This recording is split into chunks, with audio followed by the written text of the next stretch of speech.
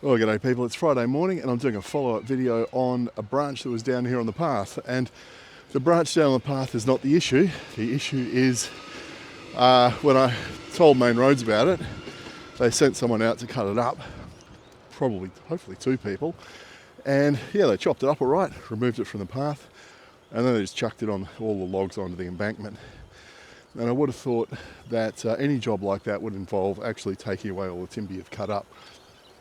And I did get an email from them this week saying, yeah, we're sorry about that.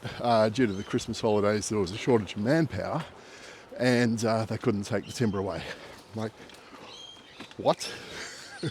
So I'm trying to work out what possibly could have happened. Okay, because I'm quite used to seeing utes parked along the PSPs all over the place with people doing work, whether they're associated with the railway line or, doing vegetation clearance, patching the path, electricians working on the lights, whatever. It's a reasonably common occurrence.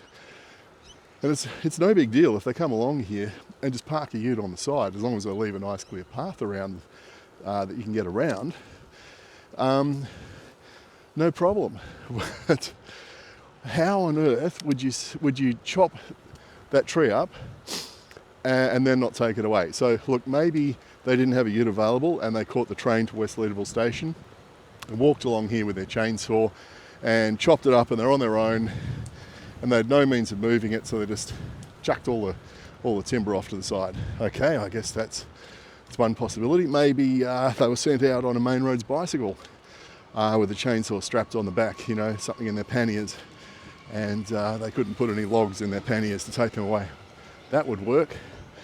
But even if it was just one person turning up in a ute with a chainsaw, if the tray was empty, I can't understand, if you're there with a ute and a chainsaw, why you wouldn't chop it all up into nice little chunks and then chuck it into the back of the ute, because that's almost as far as chucking it over there onto the embankment.